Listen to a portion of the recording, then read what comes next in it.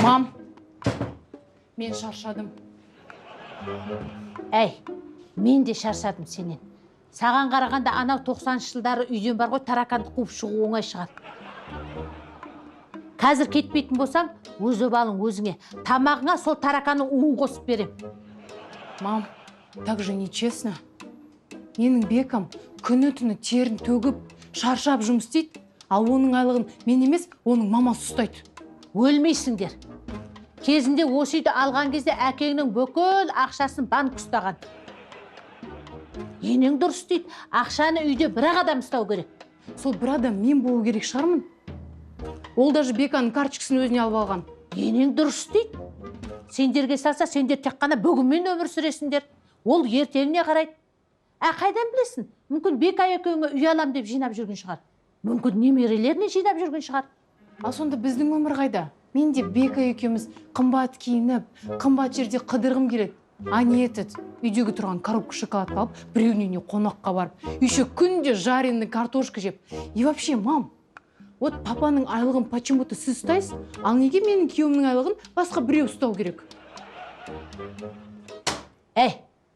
Сен өзі алған айлыққа үйге ұн, шекер, картоп, құрт, кәмпит, пешена, ет, макарон, гречка, күріш сатып алып, үйдің кредитін төлеп, машинаның кредитін төлеп, телевизордың кредитін төлеп, телефонның кредитін төлеп, кредиттің кредитін төлеп. Енеңнің ақшаны қайда жұмсадың деген сұрағына жауап беруге дайынсың ба? Жоқ. Онда атам басына келдің ба? Бар кет. Мам, таксиге ақша беріңізші. Менде көк тиын ақша жоқ. Мен сонда қалай қайтам үйге?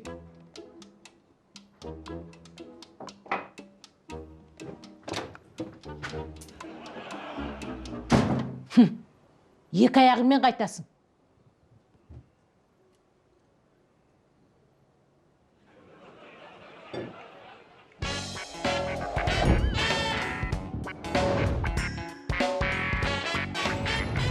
Мэлс Маратович, жақында еліміз үш тілді саясатқа көшу жайлы өз пікіріңізді айтып жіберсеңіз. Пікір көп. Ал енді пікір үш тілде болу керек.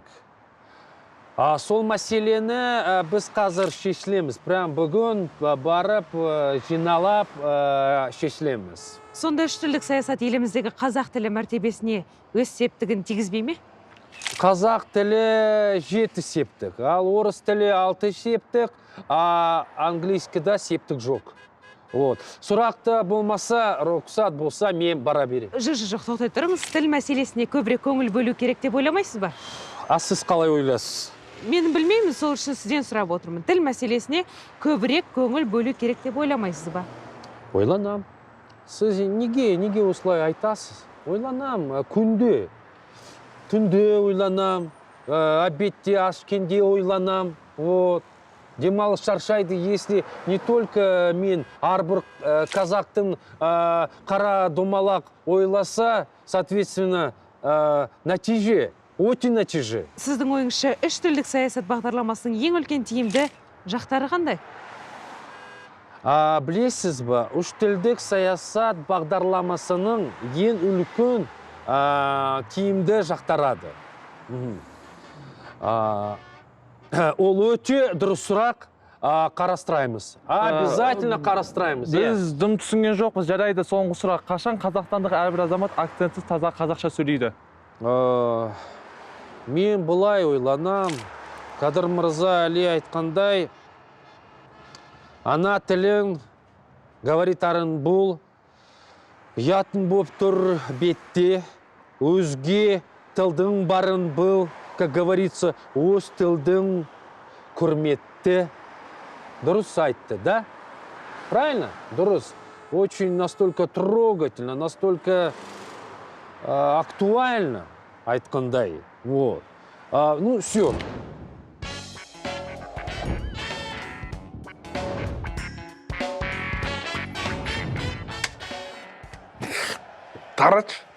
Тарач, я ұтпасам ажырасам.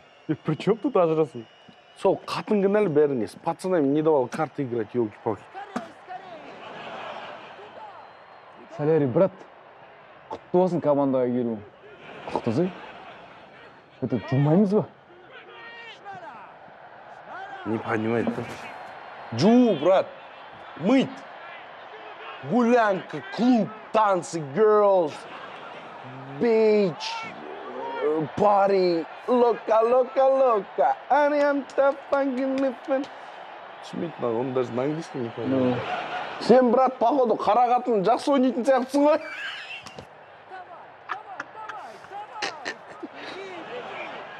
Магазинге барып, салқын, мұздай сарыағаш алып берші. Сарыағаш деген түсіндіртпеші, брат. Сарыағаш, this is water, но ащы water. Пьешь вот здесь, пузырьки бухуль-бухуль делают. А крошкаға қосасың еще. Samuel, Schneider, nach vorne, замена.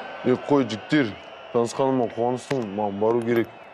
Это общение жақсы соқты. Конечно, цемет. Жетісайский бала ғой. Жетісайский бала? 1,5 сағат соғын біліп, немнеге үндемей отырсын, елки-палки. Жетісайдан трансфермен келген ғой бізге. Мақтаға ауысты жеңген. Да, сушняққа баратын адам жоқ енді. Бармаймын мен сушняққа. Сен барасың, стульчикпен бірдей болып кеттің, сен уже отыра беріп бар ғой. Давай, кім ұтылады, сол барады.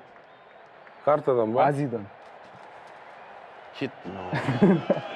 Мұзда айналайық. Кетші. Ойнайсың ба?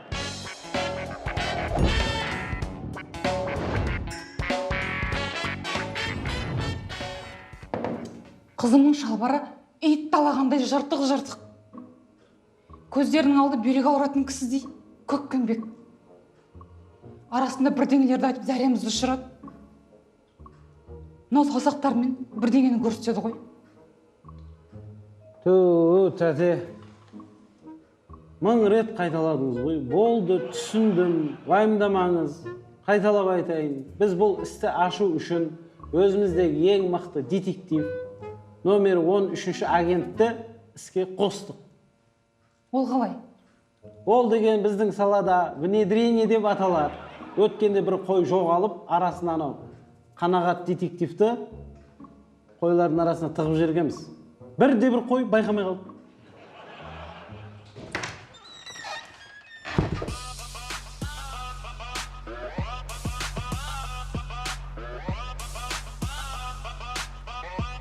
Мә, біздің үйде де күнді осылай.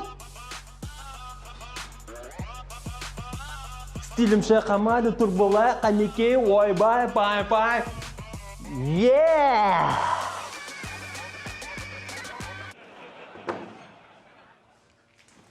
Бісміллә.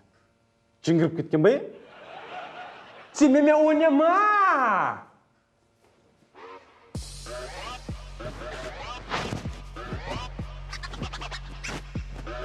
Бұл бұзыста біздің шимайлаған әлемді сендір түсінбейсің е.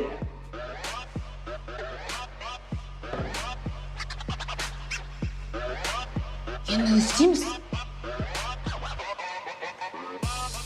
Менде бір идея бар.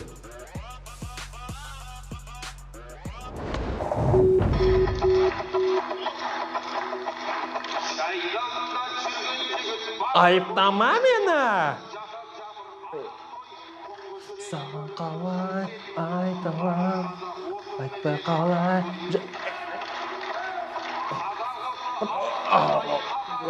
Құртыңғы тағам! Қазақтың аз емес пі, зор ұлдары. Ұққанға, шын ұлаға... Болды, мына. Көрдіңіз ба? Өз-өзіне келді, есін жинады. Мұла не киім, а? Не істедің мен? Ой, не істемедің сен? Менің қызыма не болған білдің бе? Ой, тәте, айтсам сенбейсің. Қысқасы бұлай, олардың арасында білдіртпей кіріп кетесің. Содан кейін өлеңдер ұнай бастайды, билер ұнай бастайды. Сосын ақырынан өздері де ұнай бастайды. Сөйтіп постепенно кетеді сөйтіп. Мәссаған не істейміз? Ой, не істегенде уайымдамаңыз. Болды, бәрін түсініп алдық қой. Қызыңызды алып келіңіз, емдейміз. рас па? Ой, рас болғанда рас. Бірақ енді сәл қымбаттау болады. Ой, ондай ақша жоқ қой менде. Енді қандай ақша екенін әлі айтқан жоқпын ғой сізге. ой қайтесіз әкеліп ана Ринат Зайыптың өлеңдерін жатар алдында тыңдатып жіберіңіз, сол да жетеді. Ой, бір тыңдамай ақ қойыңыз бұл. Әлі есін дұрыс жимаған ғой. Жүріңізші менен. Сөйлесейік. Қызыңызды жазып аламыз өзіміз, уайымдамаңыз. Жаңа ақшаны не қылсаңыз,